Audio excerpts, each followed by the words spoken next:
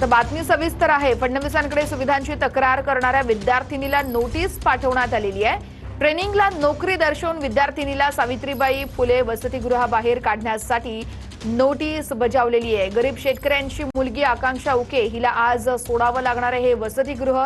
मुख्यमंत्र्यांकडे तक्रार केल्यानंतर राग ठेवत एका विद्यार्थिनीला वसतिगृहाबाहेर काढण्यासाठी नोटीस पाठवल्याचं त्यामुळे बोललं जाते। विद्यार्थिनी नोकरदार आहे असं कारण पुढे करत तिला वसतिगृहातून काढण्यासाठी नोटीस पाठवण्यात आली आहे। या विद्यार्थिनीकडून 6 महिन्यांपासून राहत असल्याचे, निवासाचे आणि भोजनाचे खर्चही वसूल करण्यात येत असल्याचा आरोप केला जातोय। या संदर्भातले अपडेट्स येत आहेत। गजानन उमाटे आमचे प्रतिनिधी आहेत आपल्यासोबत। गजानन, नेमकं हे प्रकरण काय आहे, सविस्तर सांगाल? नागपुरात 47-46 डिग्री तापमान आहे। त्यामुळे आकांक्षा उकेनी मुख्यमंत्री देवेंद्र फडणवीस यांच्याकडे तक्रार केली होती की आम्हाला कूलर्स मिळावे। मुख्यमंत्र्यांनी तडकाफडकी कूलर्सही लावून दिले, परंतु त्याचा राग तिच्यावर ठेवला आणि आज तिला वसतिगृह सोडण्यासाठी नोटीस बजावली। काय सांगशील? त्यांनी फक्त कूलरमुळेच मला ही नोटीस देण्यात आली आहे आणि याच्यामध्ये माझी काहीच चुकी नाही आहे। तुम्ही मुख्यमंत्र्यांसाहेबांकडे काय तक्रार केली होती? की आमच्या इथे खूप जास्तच तापमान आहे बा नागपूर विदर्भामध्ये, तर आम्हाला कूलर पाहिजे आहेत। काय नोटीस आहे? नोटीसमध्ये आहे की मी नोकरी करत आहे म्हणून तुला हॉस्टेलमधून काढण्यात येत आहे म्हणून, आणि मी नोकरी नाही, मी इंटर्नशिप करते। आणि हे MBA फर्स्ट इयर आणि सेकंड इयर वाल्यांना कंपल्सरी असतो प्रोजेक्टसाठी की इंटर्नशिप करावीच लागते। मुख्यमंत्री साहेबांकडे तक्रार केल्यावर त्यांनी कूलर लावून दिले? हो।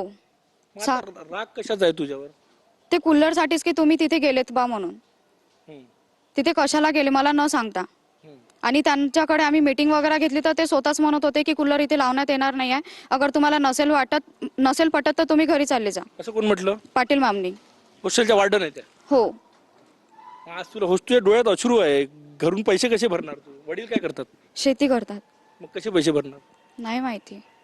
आकांक्षाच्या डोळ्यात अश्रू भरून आहे। शेतकऱ्याची मुलगी, अमरावती जिल्ह्यातली गरीब शेतकऱ्याची, तिला आता 20,000 रुपये परत द्यायचे आहे आणि आज हॉस्टेल सोडायची आहे। चुकी एवढीच केली तिने की या हॉस्टेलमध्ये सुविधा नाही, कूलर्स नाही, त्यामुळे मुख्यमंत्री देवेंद्र फडणवीस यांच्याकडे तक्रार केली।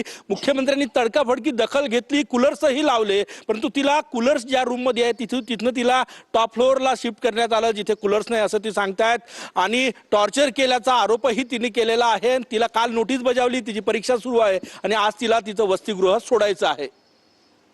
निश्चितच आता पुढे नेमक्या काय घडामोडी घडतात या अनुषंगाने बघणं अतिशय महत्त्वाचं आहे। गजानन, धन्यवाद दिलेल्या सविस्तर माहितीसाठी।